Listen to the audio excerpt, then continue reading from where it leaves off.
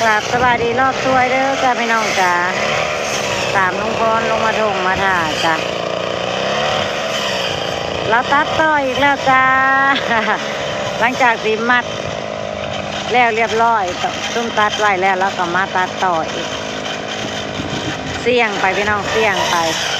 ตัดเอาแต่มื้อนี้ตัดมื้อนี้มื้ออื่นกู้ชีวิตคนบ่สิรอดคนบ่เสี่ยงไปน้ำพี่น้องให้มันแล้วไปน้ำพี่น้องเพราะว่าเขาเพิ่นก็เริ่มออกเริ่มปล่อยแล้วพี่น้องตัดมาได้แดดแจ่มดีขนาดมื้อนี้หน้าฟังนั่นก็เจ้าก็ตัดคือกันเขาลุงพรบางๆ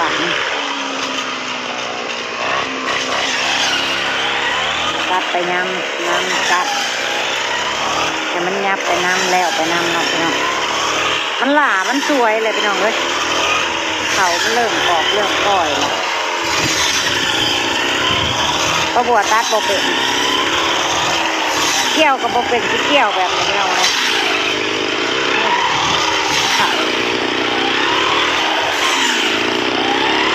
น้องบิ๊กกับท่านได้ลงมาตัดเพราะว่ายังรอตะแกรงตัดเข่าอ้ายเพิ่นเอาไปยังไม่ทันเอามาอยู่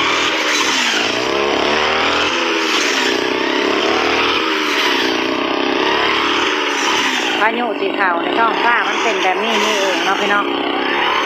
ท้องฟ้าแจ่มใส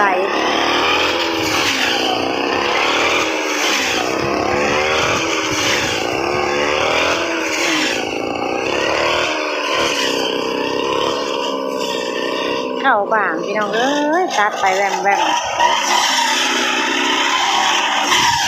เสียงดังเมืองหน้าใกล้กันพี่น้องเพิ่นคนในครอบครัวเพิ่นหลายเนาะมึงเนี่ยบ่เพื่อลุงพรเลยลุมกันคนครอบครัวเดียวเลยนะพี่น้องมึงเนี่ยเป็นตาสอนยามเพิ่นเฮ็ดเวียกเนาะครอบครัวใหญ่พอลุงพรหยังเดินเดียวทุกปีลุงพรเอาโอ้โหในกระเจ้าซี่นาติดกันกับเอาเพิ่นก็สิเอาแล้วมื้อนี้หรือแล้วนี่น้อยเนาะเรือกับบ่ลายนี่แล้วป้าบัวกับลุงพรเบิดแล้วค่ะนั่นนี่แหละโอ้ยสะอ่อนเพิ่นเฮ็ดเวียก4 เครื่องคือคนเงินเดียวบ่แม่นจ้างบ่แม่นวานแน่นั่นบัดหันมาทางหน้าลุงพรบาดนี้ผู้เดียวแค่แหละตักท้ายในลุงพรไปขี่รถจีบบ่าวสวัสดีพี่น้องลุงพรกะญาติจะเข้าก้อยนี่แหละเก่าลุงพรน้อยคือของคนกระสูลุงพรใครอยู่ซ้ำให้จะใส่จะเข้าตอนนี้เนาะซ้ำนี่เนาะก็พอได้มีตื่นหัวใจในจักหน่อยเกี่ยวมันละม่วนแต่อันนี้คือคนเกี่ยวเด้อเครื่องตัดเข้าบ้างตัดบ่ได้เป็นตาท่าปานใดได้พี่น้องเว้ยต้องเข็นด้วยเข็นเกี่ยวมือแห้งกระเซ็กแห้งกระบ่ได้ปานนี้ใส่เครื่องตัดมันต้องเข่านาๆเนาะปาดรวยไปของอุญลงเลยเห็นได้มึงเลยมันงามเกินใครอยู่ได้ป่อนเข่าพอได้มีหมามีห่วงให้เห็นแน่เนาะนี่มึงเลยมีพี่น้องจะเก้าสุปีเขาประบวกกับแบบนี้แล้วทั่วให้ทุกให้สองไล่และสำนักอันนี้ยังผูกทีมเครื่องให้จะให้อะท่งดอกหญ้าของประบัว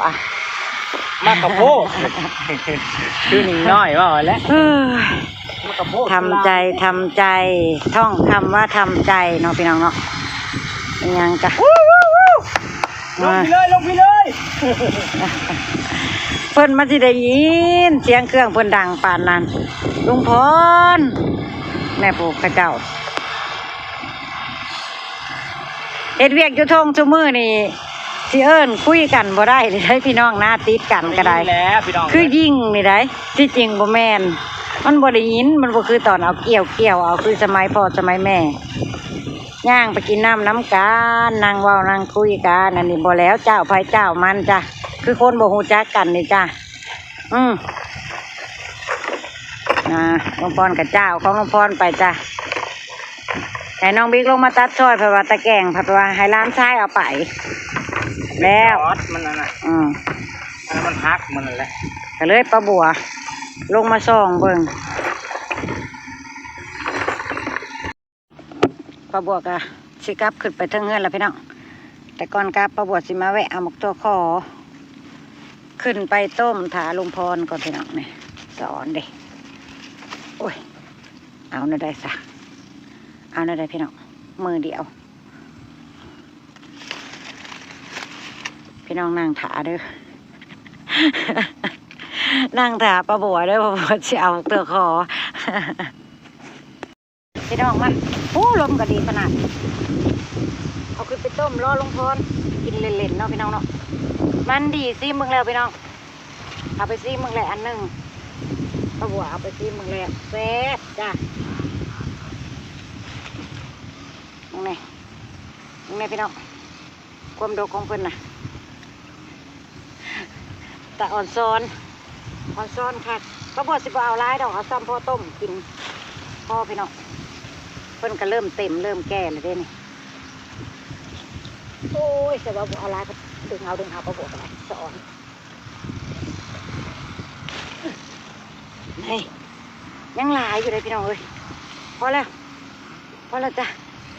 เอาซ้ำนี่ก็พอจ้ะแนวใส่กับบ่ได้ถือมาพี่น้องเอ้ยงามแท้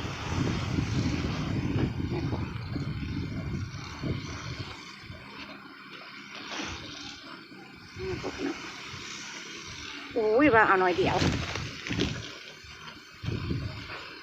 ป้าบัวเอาหน่อยเดียวที่ได้ระบักลายๆนึงมึงไหนพี่น้องสอนโอ้ยสอนน้ำป้าบัวป่ะนี่มักทั่วคอ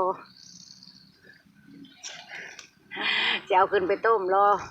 น้องพอลุงพรกินเล่นๆตอนพักเที่ยงเนาะพี่น้องเนาะมันหอมแซ่บป้าบัวว่าแซ่บป้าบัวกินซิมึงแล้วนี่พออุ้ยหลายไปพี่น้องไปขึ้นเมื่อตรงเงินปล่อยให้น้องบิ๊กถ่ายตรงเงินอยู่เอาได้ละบาทนี่เอาได้ละล่นไปนำล่นก็ใส่ท้องเสือนี่แล้วจะคืออันน่ะเนาะพี่น้องผู้ใดบ่ฮู้จักได้ว่าแม่นหมากม้ามุ้ยเห็นนะพี่น้องอันนี้เนาะคือได้คือหมากม้ามุ้ยบ้านป้าบัวนะนี่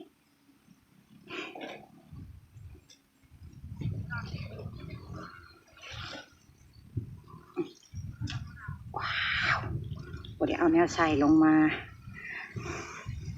มึงไงตรงนี้มันซ่อนได้ลงบนกระตัดผู้เดียวแวนอยู่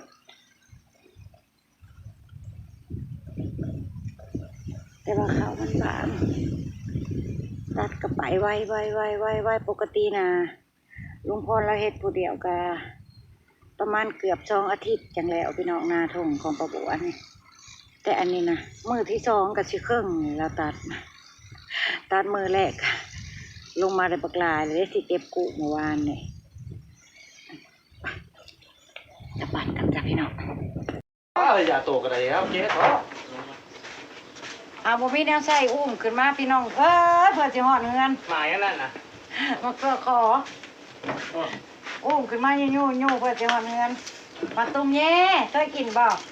พี่ต้องมันเลยมันคือว่าอย่ามันกัดมันยังมันยังไงมันบ่แม่นตุ้มแย่ได้เนี่ยมาตุ้มแย่เนี่ยตัวคอต่างหากตุ้มแย่มาหาเนาะมาตัวคอบ่เนี่ยแต่ว่าแล้วคือว่าตัวนี้มันคือบ่คือมากันเลย เด็กคือมาตุ้มแย่นี่ได้มามุ้ยนั่นเนาะทางไทยเพิ่นเอิ้นนะคือพี่น้องขึ้นมาฮอดเงินฮอดจานเลยพี่น้องเอ้ยอุ้มมาอันนี้ขึ้นมาเพื่อฮอดเด้เพิ่นบ่ห่วงมืออีกเลยเด้เป็นเพิ่นบ่ห่วงมือพาเพิ่นไปตากแดดมาเนาะพาเพิ่นไปตากแดดมาเพิ่นฮ้อนเพิ่นเลยเด้งดึงค่ะพี่น้องเอ้ยโทรศัพท์บ่ก็ได้ไปเตรียมต้มแล้วบัดนี้ต้มมาให้ลุงพรกินเล่นบัดขึ้นมาแต่ตักข้าวมันเป็นหอมมันแซ่บ บ่ไปซิมึงบ่ แล้วกินลูก เคยกินอยู่บ่ ยันว่าหมาเนี่ยคือว่ามันคือกันกับมัน ยันว่าแม่นหมักตุ้มแย่บ่เพื่อนบ่คือสิกินหมักตุ้มแย่ว่ะเนาะ ได้กินเยอะกว่าตะคอเลย บ่หมักตะขออันนี้นั่นจ้ะ กินไรกับเมาได้ เมาแล้วมัน กินไรแล้วเมาไปพ่อแล้วก่อนที่วันเนี่ย มันค่ะกะลีนี่ก็บ่กินได้แล้วต้มแล้วก็แจกพี่แจกน้องกินน้ำ ได้กินเยอะกว่าเนี่ยกินไรแล้วเมาว่ากินน้ำมันกับเลย ลุงพรก็ลุยผู้เดียวอยู่ตรงแทนโทรให้ร้านชายเอาตะแกรงมาหายว่าอยากให้ลูกชายอยากให้มาทำบิ๊กตัดซอยก็ยังบ่ทันเห็นอยู่ มากันนะ ต้นนะ พอเห็นมันมามันก็ทำไม แล้วลุยผู้เดียวกันจองพ่อลูกก็ยังว่าสิไปไว้นี่ตัดอีกมื้อนี้พี่น้องมื้ออื่นกู้ให้เสร็จปันหยุดพักบาดนี่พี่น้องเว้ยขอแต่อย่าพามาไว้ปนกับมาตอนค่ำตอนแรงตอนกลางคืนผู้ใครแน่ เปิดมอแบบนี้ มื้อเนาะมื้อเนาะมื้อ เปิดมือก่อนกลางคืนมันร้องก็คือมัน ก็พอดีแหละบ่บ่ก็สิได้หายห่วงแน่ก็ยับไปนำแน่พื้น มัน ที่ มาแล้วมันจะลายไปกับนี้มันหนาว สาธุขอให้สลายมันบ่สลายนะเตือนกระดอนี่พายุตกหนักนี่นะเตือนอีหลีเรา มารอบนี้วันนักมันจะเอาแล้วทำมืออื่นเดี๋ยวผมนี่มืออื่นบอกเป็นมาการได้ข่าวคือประกันเมาได้เพื่อนนี่มันได้เอาบ้านมันเรียกได้เก็บด้วยป่ะก็มีโอกาสมันนี่ก็มืออื่นไหนป่ะ เนาะ ท่านมาเรียกมันนี่ก็มืออื่นเตรียมไหนป่ะ หาต้มหมกตัวคอแล้วก็สิหาแตงอยู่ครัวกินขาหลวงพ่อแล้วจ้ะพี่น้องอำลาพระจากแล้วจ้ะพ่อประบวชคลิปหน้าจ้า